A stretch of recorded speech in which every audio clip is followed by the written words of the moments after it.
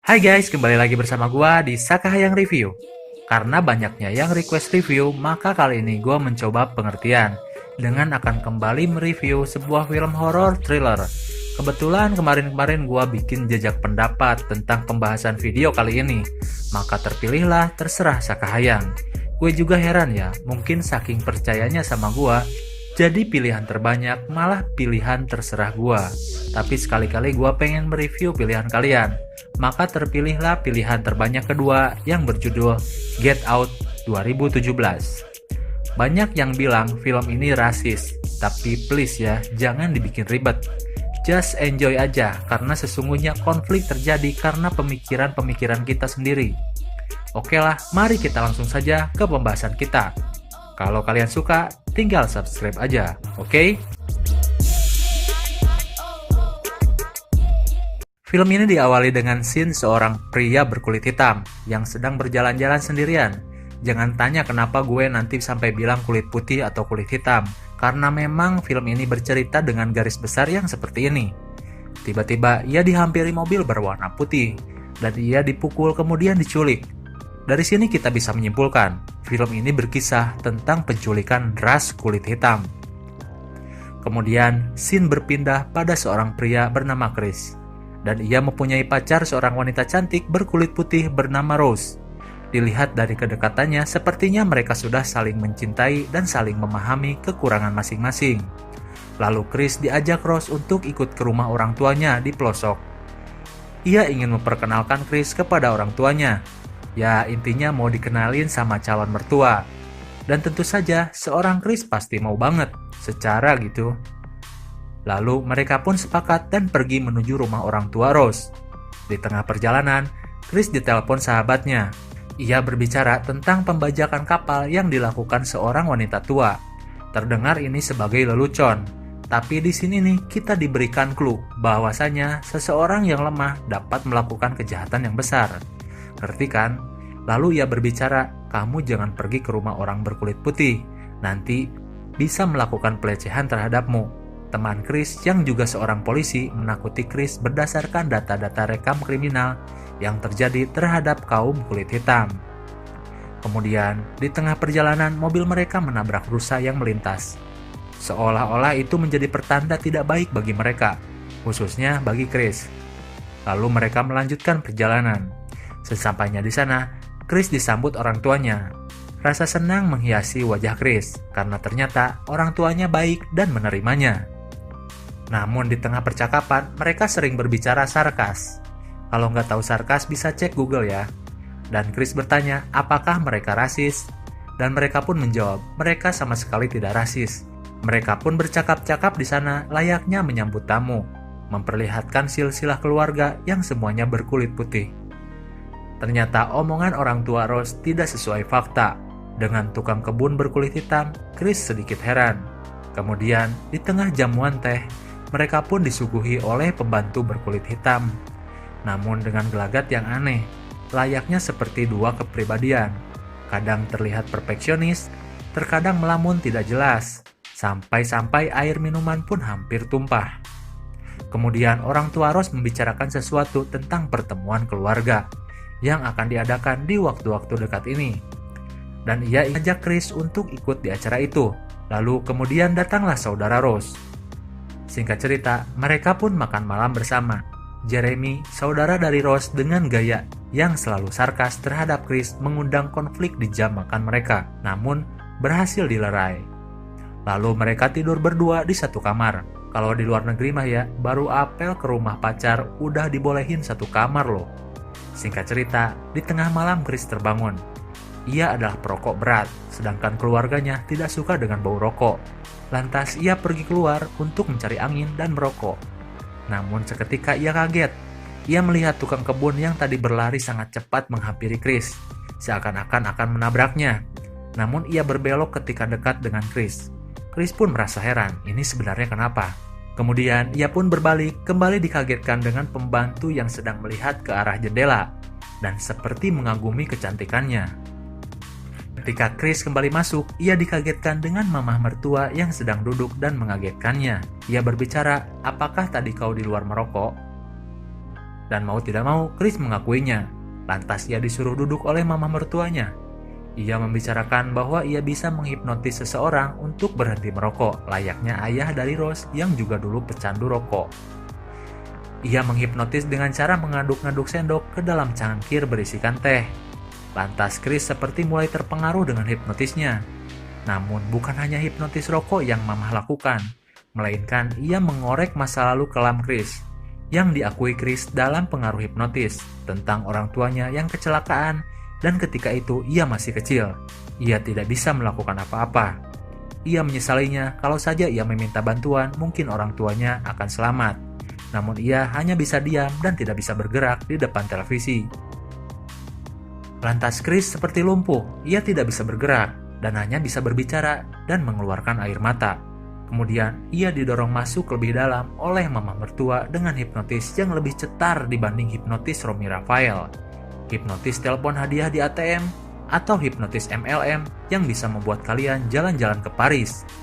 Ia seperti mengambang di dalam kegelapan dan keheningan dan hanya bisa melihat dari kejauhan.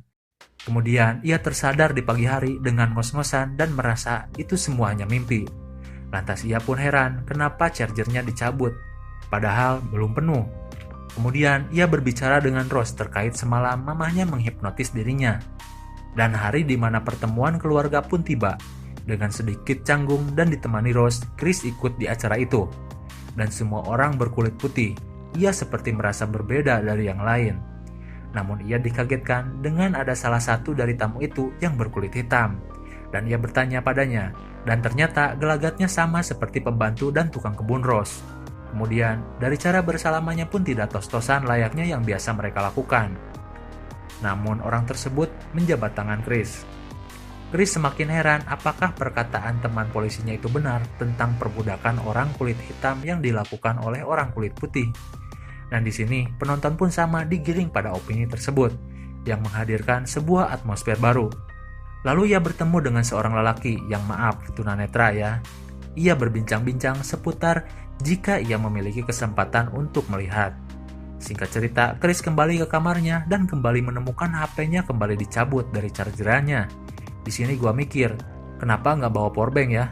Dan Chris semakin heran dan merasa ada yang salah di tempat ini. Kemudian ia kembali menelpon teman polisinya dan menjelaskan keanehan-keanehan yang terjadi di tempat itu. Dan temannya itu terus memperingatkan Chris untuk berhati-hati karena di beberapa kasus terjadi perbudakan orang kulit hitam dengan pelecehan-pelecehan yang mungkin dilakukan. Namun belum lama mereka berbicara, tiba-tiba terputus karena HP-nya lowbat. Lalu tiba-tiba datanglah Georgia, pembantu wanita yang tadi. Ia meminta maaf karena ia tidak sengaja melepaskan chargerannya ketika sedang beres-beres. Entah bohong atau bener gitulah ya. Namun ketika Chris berbicara tentang ras, tiba-tiba Georgia seperti menangis sambil tersenyum.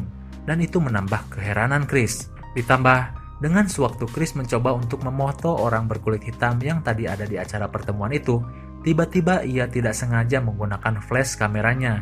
Dan seketika sikap orang tersebut menjadi berbeda dengan mengeluarkan darah dari hidung, dan ia meneriaki Chris untuk keluar dari tempat ini, dan ia pun dibawa untuk ditenangkan. Namun beberapa saat kemudian orang tersebut kembali datang dan menunjukkan sikap yang kembali aneh, dengan kembali perfeksionis. Chris yang sudah muak dan memutuskan untuk pulang cepat, ia berbicara kepada Rose, ia ingin pulang nanti malam. Rose mencoba menghentikannya, namun Chris tetap bersikeras dan Rose pun mengizinkannya.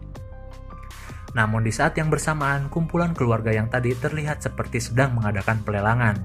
Dan kagetnya, ternyata mereka sedang melelang Chris. Dan ternyata, pemenang lelang itu jatuh kepada orang yang tadi bertemu dengan Chris, orang yang tunanetra. Singkat cerita, malam tiba, acara terlihat sudah berakhir. Chris pun melihat gelagat mereka semakin aneh. Dan ketika Chris sedang beres-beres barang, tiba-tiba ia melihat foto-foto Rose, banyak banget. Terlihat ia sedang bersama para lelaki yang berbeda-beda, namun ada satu kesamaan. Mereka semua berkulit hitam. Namun Chris menganggap mungkin semua itu hanya mantannya Rose, dengan selera Rose yang seperti itu. Dan ketika mereka akan pergi, mereka dicegat oleh orang tua dan saudara dari Rose. Dan Rose yang sibuk mencari kunci, ternyata itu hanya sandiwaranya saja. Dari tadi kuncinya ada di tas. Rose hanya berusaha mendelay waktu saja. Ternyata mereka semua bersekongkol untuk menjual Chris pada orang tunanetra yang tadi. Dan ia bukan satu-satunya korban di sana. Foto-foto Rose yang tadi itu adalah korban-korban yang sudah Rose jebak. Bahkan foto tukang kebun pun awalnya adalah pacar Rose. Tujuan dari keluarga mereka tidak sesimpel mereka menjual orang menjadi budak, melainkan untuk menjual tubuh Chris. Jadi gini, si orang yang tunanetra tadi merasa bahwa tubuhnya tidak lagi mendukung untuk kehidupan. Maka ia mencari tubuh baru, dan ia memilih Chris yang dibeli dari keluarga Rose untuk berpindah raga, dengan cara memindahkan otak ke dalam kepala Chris, yang akan dilakukan oleh ayah dari Rose yang juga seorang dokter bedah.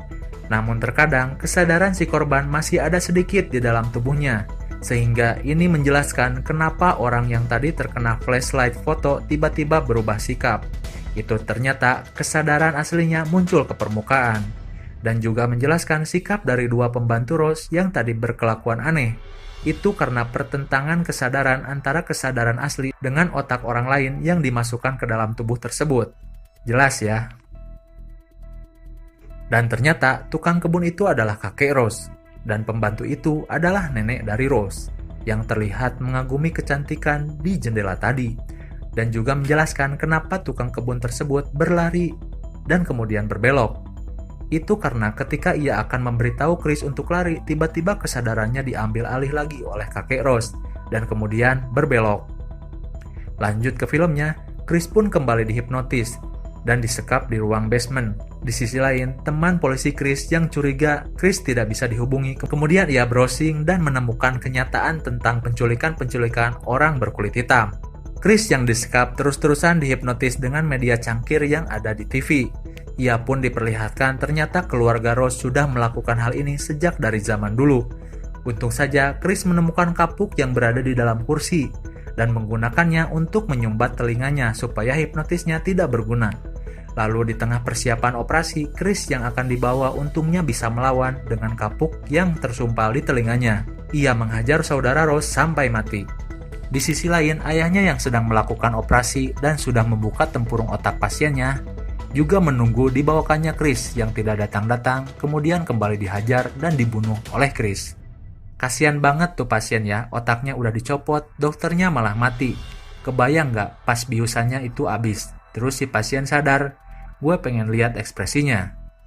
Kemudian Chris menghadapi mamah mertua dengan senjata cangkir. Chris memecahkan cangkir itu dan membunuh mamah mertuanya.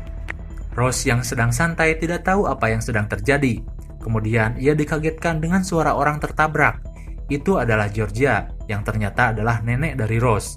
Namun untungnya Chris bisa mengalahkannya. Dengan mobilnya yang bertabrakan, ia berusaha kabur namun dikejar oleh tukang kebun yang ternyata itu adalah kakek Rose. Untungnya, dengan senjata Dreadout, flashlight bisa mengembalikan kesadaran sebelumnya. Dengan Rose yang mengejar sambil membawa senapan, tukang kebun itu meminta senjata Rose untuk membunuh Chris. Tapi kan udah di flashlight, jadi ia malah menembak Rose. Lalu, ia pun menembak dirinya sendiri. Ya, daripada terkurung di pikiran orang lain, mending ia mati. Rose yang sekarat meminta pengampunan dengan terus-terusan berbicara aku mencintaimu. Namun sorry, Chris sudah rage mode. Dan ia mencekik Rose tapi ia tidak tega. Dan membiarkannya mati kehabisan darah. Dan tiba-tiba polisi datang. Kemudian melihat apa yang terjadi, Chris angkat tangan pasrah untuk ditangkap. Dan Rose yang seperti ingin meminta tolong ke polisi biar dibelain gitu. Dan ditolong ke rumah sakit, ternyata itu temennya Chris. Apes dah. Dan Rose pun mati. Chris menjelaskan dan temannya berkata, aku sudah bilang jangan pergi ke rumah itu. Dan film pun berakhir.